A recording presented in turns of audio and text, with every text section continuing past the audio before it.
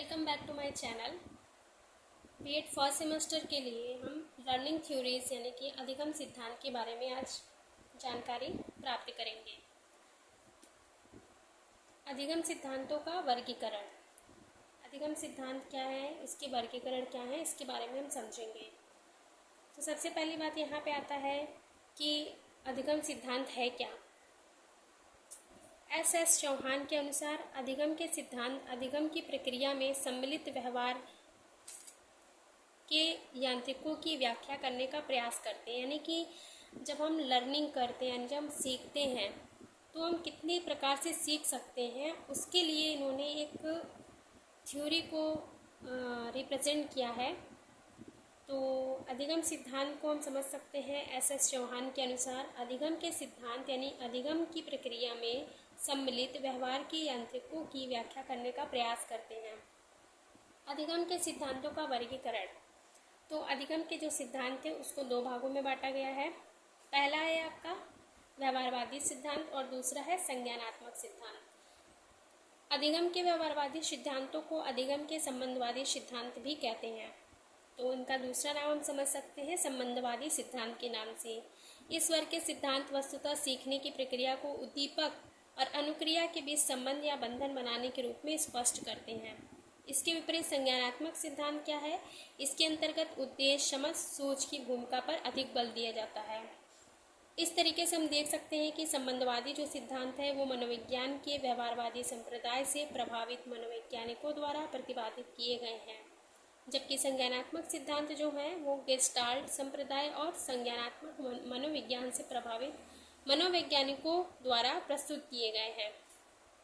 सबसे पहला सिद्धांत आता है, सबसे फेमस सिद्धांत है थॉर्नडाइक का प्रयत्न एवं भूल या उद्दीपक अनुक्रिया अनुबंधन का सिद्धांत। इम्पॉर्टेंट से थ्योरी है ये हर क्वेश्चंस में आता है, तो इसको हम बहुत ही अच्छे से समझेंगे कि थॉर्नडाइक का प्रयोग क्या है, थॉर्नडाइक ने क्या सिद्धांत दिया है अधिगम सिद्धांत में।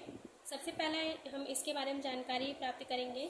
तो थॉर्नडाइक ने जो सिद्धांत दिया है, इसमें थॉर्नडाइक के उद्दीपक अनुक्रिया के सिद्धांत को संबंधवादी का सिद्धांत या संयोजनवाद का सिद्धांत, प्रयत्न और भूल का सिद्धांत भी कहते हैं। यानी कि हम जो थॉर्नडाइक का सिद्धांत है उसको कई नामों से जाना जाता है। पहला आपका है संबंधवाद का सिद्धांत, दूसरा है संयोजनवाद का सिद्धांत, तीसरा है प्रयत्न एवं भूल का सिद्धांत।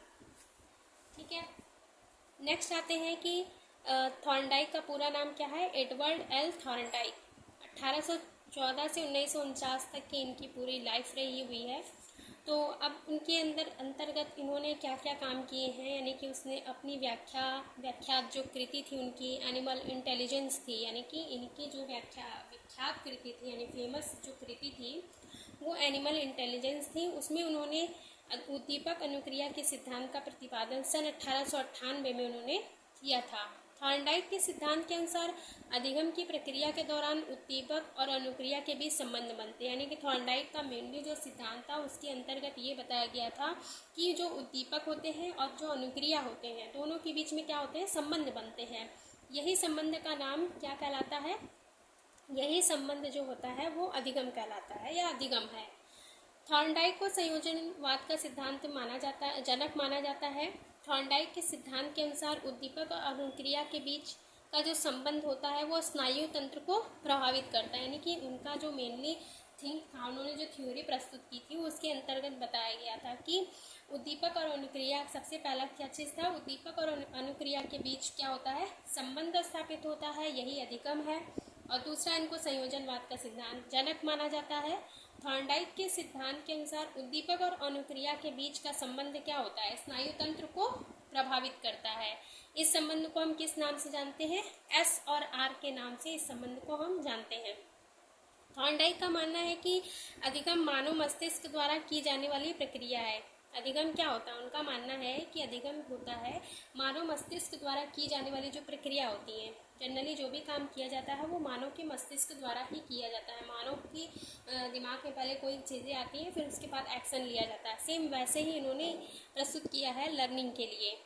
थॉर्नडाइक इस बात पर बल देते हैं कि शारीरिक, व्यवहारिक के मानसिक क्रियाओं के संबंध में क्या होता है, अंतर पाया जाता है। अब इसको हम समझेंगे थॉर्नडाइक के प्रयोग के अनुसार।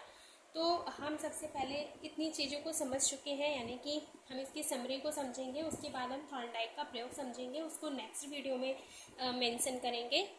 तो इस वीडियो में हमने समझा कि थॉर्नडाइक यानी कि लर्निंग थ्योरीज क्या होती हैं, लर्निंग थ्योरीज को कितने भागों में बांटा गया है। पहला तो व्यवहारवादी सिद्धांत और दूसरा संज्ञानात्मक सिद्धांत।